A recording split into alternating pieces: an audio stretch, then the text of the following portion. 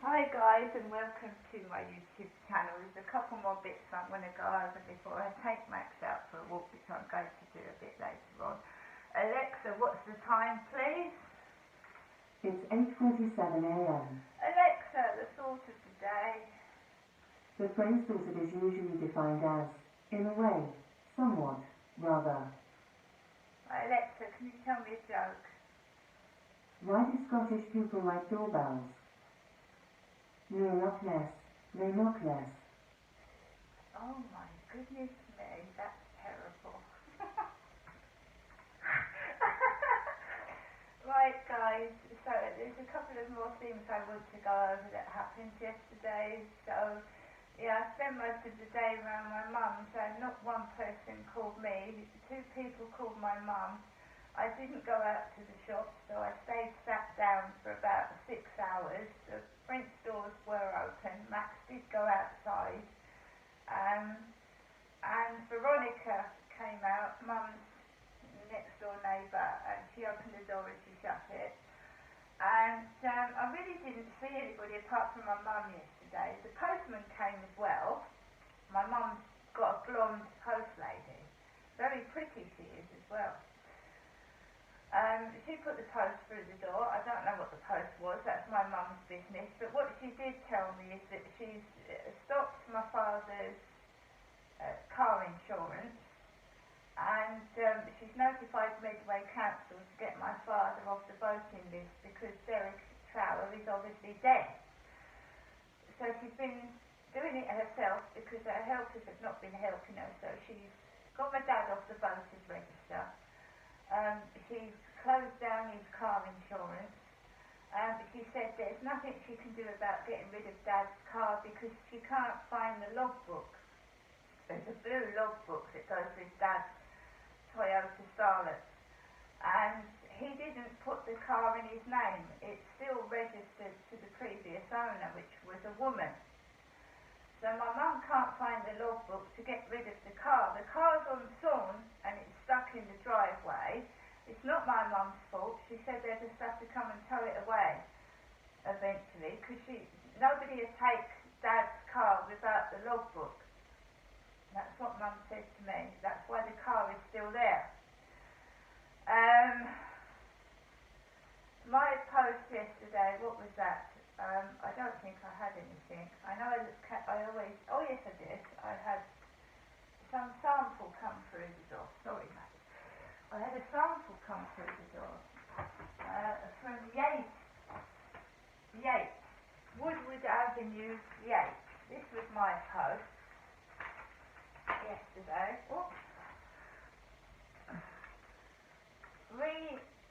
Renogy Multi-Lift Ultra Cream, Lancome, Triple Serum. Of course, someone said that I was old and wrinkly, so I'm getting young, beautiful women on my post. Someone said I was old and wrinkly, trying to depress me and stop me doing what I like doing. But everybody gets old, and unless everybody faces that people get old, you won't come to terms with getting old, will you? We all get old. We all start off as a baby. We grow up into a teenager, we grow into an adult.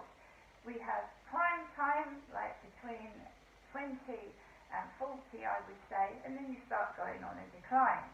But you can keep yourself fit, you can eat healthily, and you can look young and keep fit and keep your body young if you exercise. So we all get old, and I think it's something that people don't want to face. So calling me old, wrinkly and ugly helps them feel younger, I expect. But it's a person that can't face age, and everybody does. Right, so I said I went into the co-op last night. I did indeed go into the co-op, and I got some Matchmakers Quality Street cookies. I got 3 Yuzus, banana, strawberry and chocolate.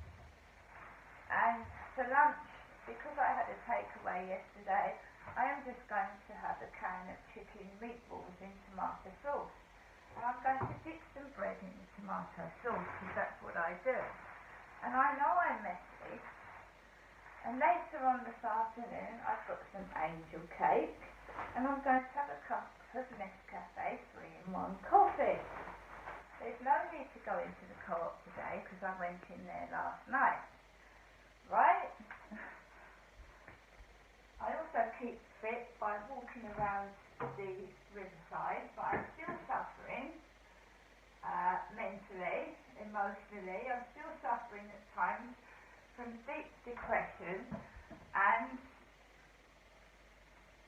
I wouldn't say it's loneliness. I've got Max, but if you don't socially interact, it makes you feel unwell. Stuck somewhere isolated for hours actually makes you feel very ill. And I don't want to have arguments with people, if you know what I mean. This isn't a show, it's my life, right? I'm not somebody's dogging entertainment. This is my life you're messing with.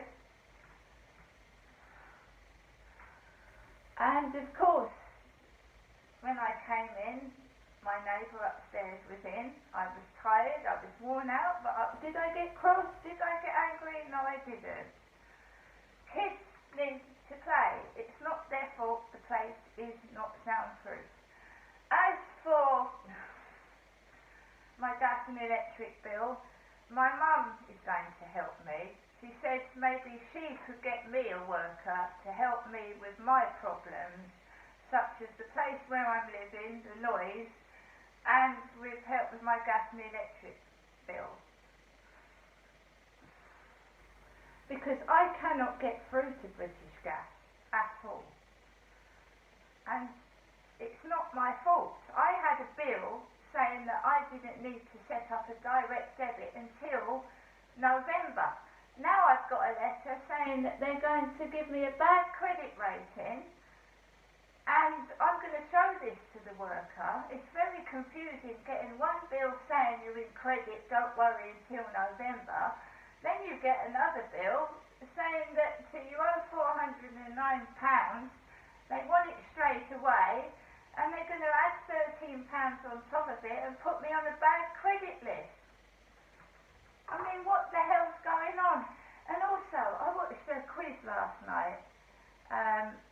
It's a quiz, I can't even remember it. There's some annoying idiot presents it. It's really annoying. And he keeps taking the mickey out of the contestants, and it really pisses me off. He was really grating my nerves. This million question, you have to answer questions till you get to the last question to win a load of money. And it was really pissing me off. And the contestants, the names, her surname was Topless. So obviously he was making jokes about topless. You know, because what does topless mean? And there was jokes about tits, breasts, nice pair of tits or something, he said. It was a late programme show, admittedly. But is there a surname such as Topless? That just seemed unreal to me.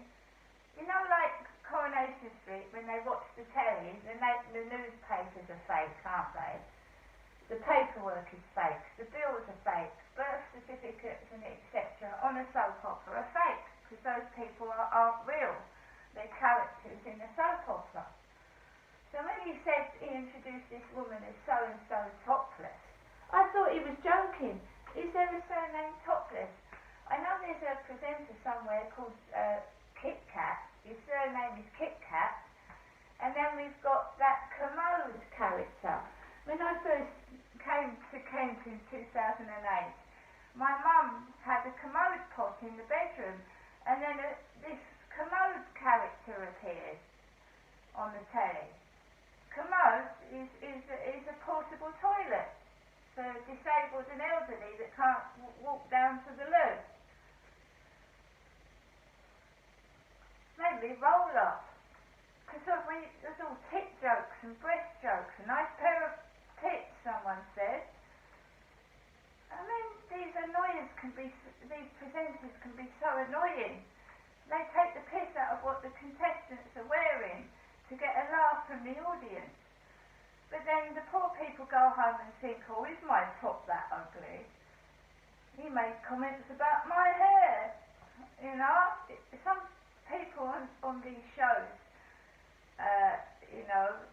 have actually topped themselves because the pressure of being on reality shows, etc. It's very stressful. Somebody keep grating at what you're wearing, what your hair is like. It really annoys me. I wanted to boof him in the nose. Really irritating me. Right, guys. The weather is beautiful. The sun's out and it's hot. But I've got to save all my money for this gas and electric bill. See you later.